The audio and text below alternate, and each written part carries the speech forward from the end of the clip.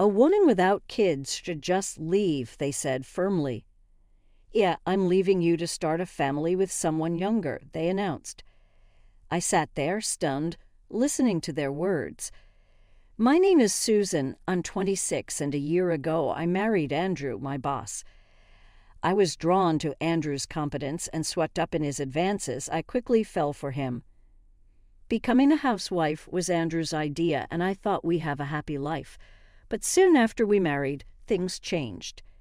Hey, what have you been doing all day? The cleaning's not done, Andrew yelled as he came home. But I vacuumed today and the place isn't messy, I protested. Don't make excuses. You're being supported by me, so make sure I'm satisfied. Andrew's attitude towards me shifted, and he kept finding fault. I wanted sashimi today. You should know what I like. And my clothes should be ready before I get out of the bath. Useless. Before, Andrew was considerate, but now my mistakes seemed to anger him. I needed to do better. I pushed myself harder. Then 6 months after we married, my mother-in-law arrived unexpectedly. She was a single mother, and after we married, we moved close to Andrew's childhood home, in a place similar to Nebraska. Susan, could you let me stay here for a while? Mother-in-law, what happened all of a sudden? Can't a mother visit her son's house? This house was built by Andrew, so you just need to listen to what I say. Eventually, it led to us living with my mother-in-law. She doted on Andrew and seemed to despise the idea of a daughter-in-law saying, Susan, you're going to feed Andrew that. I'll throw it away, so make it again, repeatedly throwing away my cooking. Or looking at my clothes when I was about to go out, she would say, you're going out in such indecent attire. Are you still trying to attract men's attention? That's just shameful, and you don't even need to wear makeup anymore. It's Andrew's money, so don't waste it, please. I was constantly harassed and belittled, almost driving me to a nervous breakdown. No matter how much I appealed to Andrew, he would dismiss it, saying, my mom is just looking out for you. She's not saying anything wrong. Getting along with my mom is also part of a wife's duties, isn't it? And ever since his mother moved in with us, Andrew started to be stingy with the household expenses. I haven't received this month's living expenses yet. What are you bringing up money again? It's my hard-earned money, so use it wisely. He would raise his voice, so I even dipped into my savings from before I was married. Moreover, he began coming home later and later, almost daily returning drunk. I thought of divorce, but somehow believed, surely if we have a child, Andrew will return to his kind self. A year passed, and I decided to start fertility treatments. I want to undergo fertility treatment. Your mom has been pressuring us to have a kid soon. I'll use my savings for the treatment costs, so don't worry, but I want you to come with me, Andrew. All right, I understand, but just so you know, I won't contribute a single cent. You handle all the troublesome stuff. It was a long shot, but Andrew surprisingly agreed. We went to a fertility clinic for tests. A few weeks after the tests, I was called in by the doctor. The results were unexpected. Ovarian cancer. You? That's serious, Andrew said, as if it were someone else's problem, without even looking at me. I was called in by the examining doctor today and was told it looks like they'll have to remove my ovaries. Removal. So does that mean kids are out of the question? As I was about to respond, the living room door burst open and his mother stormed in shouting, a wife who can't have kids is worthless. Yeah, I'll divorce you and find a younger woman to start a family with. They declared this to me. I listened in a daze, but was finally able to give up on Andrew. I filed for divorce. There was no division of assets or alimony. I left with virtually nothing but the clothes on my back. And then one day I was called from behind, and when I turned around, Andrew and my former mother-in-law were standing there. You're Susan, right? Long time no see. I never thought I would run into them again, and I was frozen in shock. Andrew started talking to me as if nothing was wrong. You look well. I heard you had cancer. Thought you might be dead by now, but good to see you're alive," he said with not a shred of delicacy. When I ignored them, he said, "What's with the cold shoulder? I got remarried after we split, but man, the young one doesn't get pregnant and complains a lot, so I ended up divorcing again. Young girls are cute, but they just don't have the patience. You're old and without ovaries, so you must be lonely, right? I'll keep you company." "Oh, Andrew, you're so kind. Since I'm getting on in years, I'll let you take care of me. That way you can stay with Andrew too. It's not a bad deal, right?" The former mother-in-law chimed in. They started saying whatever they wanted, and I was dizzy from their audacity. "Well, it's a problem if you can't have kids, so maybe I'll get a young mistress to have them. Since you can't, you'll just have to deal with it." "Mistress? You think you can get a young mistress now?" I said coldly. Andrew and the former mother-in-law were wide-eyed, probably because I never talked back during our marriage. "Do you even see yourself in the mirror? Sure, you were somewhat decent looking back in the day, but now your balding is noticeable, and you're just a scruffy middle-aged man. No young girl would want to be with you. You should really know your place." "What the hell, Susan? It's rude to say that after not seeing each other for so long." "Who's being rude? You call me old, but I just turned 30 while you're much older than me. You were already in your 40s before we married, and it's been 5 years since then. You're the real old man. Where do you think you'll find a young girl who'd choose someone like you? Girls have the right to choose too." "Cut it out, will you? We've talked for a while, but I couldn't care less about what's going on with you. Your new wife, she was the bartender from the club you practically lived in before our divorce, right? How did you? You thought I didn't know. Any woman would notice if you started being stingy with money and coming home late, and you weren't even trying to hide it. How can you be so surprised? I just didn't say anything at the time of our divorce because I was done with it all. Don't be a sore loser. You're just jealous because a young, cute girl took me away from you, and you left in despair the moment I decided to divorce you. I had no love left for you, and let me make it clear, since you seem to be misunderstanding, you didn't get remarried because you're a catch. It was because you were a good customer who spent a lot of money. She was after your wallet. You really should take a harder look at yourself."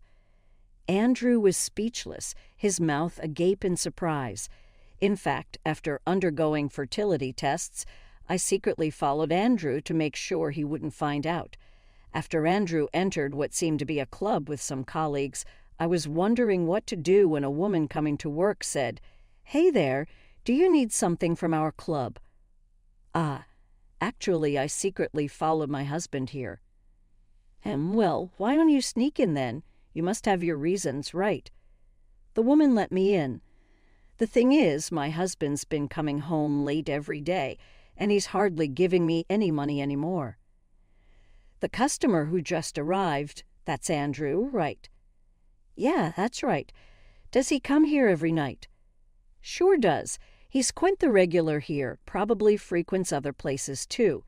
He spends a lot of money, so people think he's pretty well off." "No, I know because we worked at the same company. He's not really high earning." "I see. So he's not bringing money home anymore, right? Maybe he's in debt. You might want to consider getting away." "Oh, but since he's thought to be well off, there are a few girls here seriously trying to catch Andrew's attention. To be frank, even an old guy like him can get some action if he has money. If things continue this way, it wouldn't be surprising if an affair starts. Then you're stuck with an old man who doesn't contribute financially, cheats, and offers nothing good. Not receiving financial support is considered financial abuse, so you should take the alimony and run."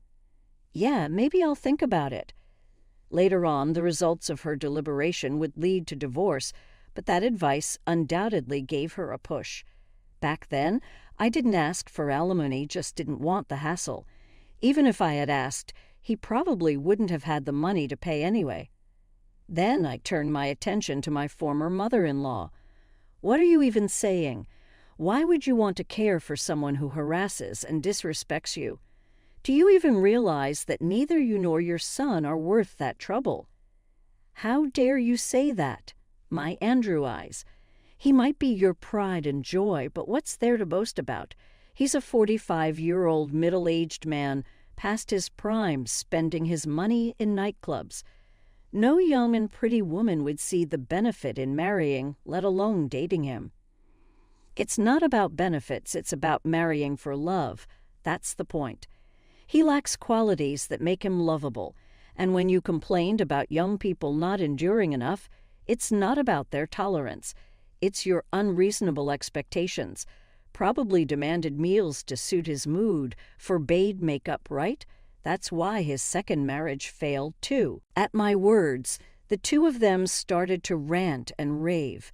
During my marriage, I used to get depressed from their criticism and was afraid of Andrew's disapproval to the point of not being able to talk back. But now nothing they say affects me. I was about to leave when Andrew shouted, "Enough." "Ready? I thought you were lonely and reached out, but you're getting way too cocky. Just shut up and listen to me." As Andrew raised his hand towards me, I instinctively closed my eyes, expecting to be hit. But when nothing happened, I cautiously opened my eyes. Andrew's raised hand was being held back by a man from behind. Andrew froze in shock, but seeing his face, I felt relieved. "Who the heck are you? Stay out of this if it's none of your business." "It is my business. He is my husband." "What? You're her husband?" "Yes, that's right. I'm currently the happiest I've ever been in my life. There's no room for you guys to interfere." "Nice to meet you. I'm Neil, Susan's husband. I was just using the restroom over there, so I had Susan wait for me. I never imagined something like this would happen just because I stepped away for a moment. Could you please stay away from my wife?" "Oh, really? You sure have strange tastes, marrying a woman like her. She's already an old lady, and on top of that, she can't have kids. Well, sorry she's my leftovers, but take good care of her, okay?" Suddenly, Andrew spoke to Neil with a sneering laugh. Neil looked at Andrew with a chilly gaze and said, "I've heard about you, but you really are the worst kind of person. How can someone become as low as you?" "Well, considering who your mother is, maybe it can't be helped." "What did you say?" "You're much worse for saying such things to someone you've just met. Why don't you remember what you've said to my wife, who is now a stranger to you, before you speak, let alone trying to hit her? I won't let you pretend that never happened." Stared down by Neil, Andrew suddenly found himself at a loss for words. Neil might look kind, but he's tall and well-built. To Andrew, who's just a middle-aged man with a bit of a belly, Neil must seem quite intimidating. "Mommy!" Suddenly, a child's voice could be heard, and a kid clung to my legs, ignoring Andrew and his companions, who were looking confused. I picked up the child. "Mommy, I did a P.E. That's great. Let's thank Daddy for helping, shall we? And Harry, I'm sorry, but Mommy has to talk for a bit. Can you go play in the park with Daddy first?" Who are these, Grandma and Grandpa? His innocent question almost made me burst into laughter. To him, Andrew looked old enough to be a grandpa. That's how aged Andrew appeared. They're strangers. They tried to bully Mommy, so Daddy scared them away. "Mommy, are you okay?" "I'm fine. We'll be right there." Before leaving, Neil, holding Harry, said, "If you try anything with my wife, just remember we have our own ways of dealing with it." "What do you mean?" "How can you have a child when you don't even have ovaries? Is he your stepchild or adopted? Raising a child that's not your own blood. Women who can't have kids are pitiful, aren't they? Whether he's a stepchild or adopted doesn't matter, but Harry is my own child. You divorced me without listening to my explanation, remember. Seeing Andrew bewildered, I decided to explain things to him. My ovarian cancer was in its early stages, and there was no sign of metastasis, so one of my ovaries could be preserved. Of course, monitoring and treatment were necessary, but the surgery went well, and thanks to dealing with it early, I was able to get pregnant and give birth. What if that was the case? You should have just said so. I was going to tell you, but without any explanation you decided that I couldn't get pregnant, that you didn't want a woman like that, and you slapped me with divorce papers, didn't you? Anyway, I don't think the outcome would have been any different even if I had explained. You were infatuated with a young and cute club bartender. When I said that, Andrew awkwardly looked away. I thought about leaving these two, but before I did, I decided to give Andrew a dose of reality. Well, I managed to have a cute little one, but you should be more worried about yourself than others, huh? What do you mean by that? Exactly what I said. You felt sorry for me because you thought I couldn't have kids, but it turns out you're the one who will never have a child that's biologically yours. What do you mean? If I wanted to, I could easily find a young woman. That's not the issue. It's not about whether the other person is young or not. The problem is with you. Huh? What are you talking about? Do you remember when you went with me to get tested just to maintain your appearance? I found it odd when Andrew easily agreed to infertility treatment, even though I was the one paying for it. But the reason became clear while we were at the clinic during the tests. I was complimented by several nurses about Andrew. Men often dislike undergoing tests for infertility. I mean, we do ask them to provide a sperm sample at the clinic, so I get it. But it's really nice to see a husband who cooperates from the start. Even the head doctor told me this, and I had an epiphany. Andrew just wanted to look good in front of the hospital staff. It wasn't that he was cooperative with the infertility treatment. He just wanted to improve his public image, especially in front of people I interacted with. Ah, so what? I went to hear the test results by myself. You probably wanted to come just to boost your reputation among the nurses. But then my cancer was discovered, and I was suddenly called in. You couldn't come because of work, and you hardly paid any attention to my cancer, so you must have completely forgotten your own test results, right? Or did you not listen because you were so confident there wouldn't be any issues with you? What's with the suspense? Just spit it out already. It's azoospermia. What? So, azoospermia. You've never been able to impregnate a woman from the get-go? By the way, I had ovarian cancer, but everything else was fine. That's why I could give birth to our child. Huh? That's impossible. You might hold a grudge against me, but don't make stuff up. Yeah, right, as if lying like that. What a terrible woman. As the two of them continued their noisy argument, I remembered the conversation with my doctor back then. Ovarian cancer. Me? You're joking, right? No, unfortunately, but we can't be certain until we do surgery or more tests. At this stage, it's believed to be very early. If we remove it surgically, you should be fine, with mostly just follow-up observations. We think the other ovary can be preserved, so please don't worry. Hearing the doctor's words, I was relieved. I'm glad it was caught early. Thanks to you, doctor. Thank you. I'll report this to my husband as well. Actually, besides the report for you, there was also something to report to your husband. Oh, has something been found with my husband too? No, it's not a disease, so please don't worry. It's just that we found something related to infertility concerning your husband. Does that mean my husband is infertile? Yes, probably. At this stage, there's a very high suspicion of azoospermia. Azoospermia? Does that mean my husband can't produce sperm? That's what it means, yes. Can azoospermia be treated with medication or something? Medication is almost never effective, except in very special cases. So, testing and likely surgery are the main options. However, in cases where there's an absolute inability to produce sperm from the start, surgery doesn't guarantee improvement of azoospermia. I see. So even if my ovary can be preserved, there's a chance we won't be able to conceive because of my husband's issue. That's the situation. However, azoospermia hasn't been definitively diagnosed yet. First, another test is necessary. Understood. I'll report this to my husband as well. I thanked him and left the consultation room. I intended to report everything to Andrew when I got home, but after sharing about my ovarian cancer, Andrew and my former mother-in-law declared they were leaving me, so I lost the will to tell him the rest. I won't deny there was a bit of malice in not telling him. If you think I'm lying, that's fine. But if you're worried, why don't you check it out?